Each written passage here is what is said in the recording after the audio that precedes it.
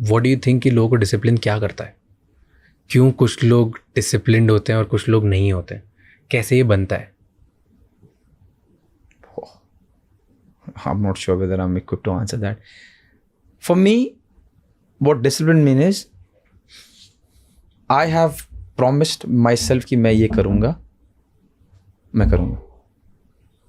बहुत लोग करते हैं प्रॉमिस और नहीं कर पाते, इवन तो उनको कुछ करना होता है उसके बाद भी नहीं कर So पाते. then it is their problem, they have to ask. पहला एक पर्पस लाओ अपनी जिंदगी में.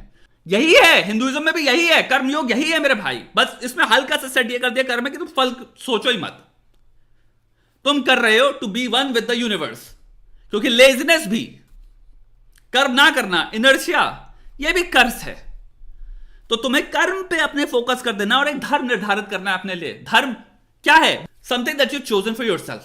ये सिंपल, अगर तुम कर्मयोग ही फॉलो कर लो या सिंपल तुम कर्म करते हो, जो तुम्हारे को फल मिलेंगे, इवन तो चाहे तुम डिजायर करो चाहे ना करो. हार्दिक पांड्या के आई डोंट थिंक शरीर में एक भी नेगेटिव बोन है. वो ये सोच के ही आगे बढ़ रहा था साहिबजादा फरहान की तरफ कि ये तो आउट है, तू जा वापस, नहीं छूटेगा, मेरी बॉल पे कैच उठाया नहीं छूटेगा. अब ऑफ कोर्स चांस की बात है, होता छूट जाता है यार, रिंकू उसके नीचे था, वो कुछ भी कर देता. But I am saying it's just the mindset of Hardik Pandya कि मेरे साथ गलत नहीं होगा. मैंने अच्छी बॉल डाली है, तूने बॉल ऊपर उठाई है, मेरा फील्डर नीचे है, कैच होगा, तू निकल, मैं देख रहा हूँ तुझे. अगर तुम मेहनत कर रहे हो किसी चीज़ के ऊपर, 1 महीना 2 महीना मेहनत कर रहे हो, उसके बाद तुम 1 महीने का रेस्ट ले लेते हो, तो वो मेहनत जीरो है भाई, जीरो. और वो जीरो नहीं है, वो नेगेटिव में चली जाती है यार वो मेहनत.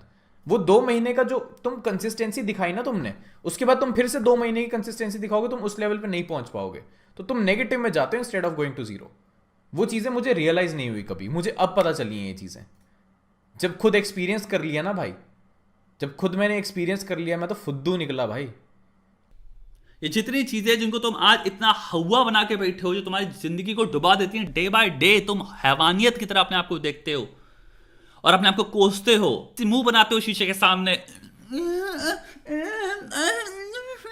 ये सब जो करते हो, कोई करने की जरूरत नहीं पड़ेगी. जिस दिन तुम ये चीज़ें समझ जाओगे कि भाई तुम्हारे मॉम डैड की एज ऐसी है कि वो अब उस स्टेज पे नहीं है कि वो खुद से उम्मीद लगाएं बैठ के कि अब हम नेक्स्ट ये चीज़ ट्राई करते हैं, हम इसमें फाड़ देंगे.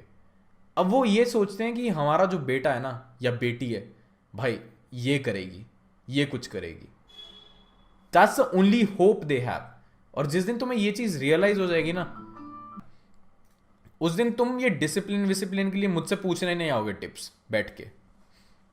So how we feel matters. घर पे कोई मर गया है, मैटर्स. किसी का बर्थडे है, मैटर्स. कोई बीमार हो गया है, मैटर्स. It matters. हम इंसान हैं, चाहे कुछ भी बोल लो आप, इट मैटर्स. उस सारे मैटर्स को एक तरफ रखकर ये काम तो करना है मैंने, एटलीस्ट ये तो चाहिए मेरे को. और हमारे लिए ईजियर है because hours is very goal oriented hard work. ये मेरा काम है.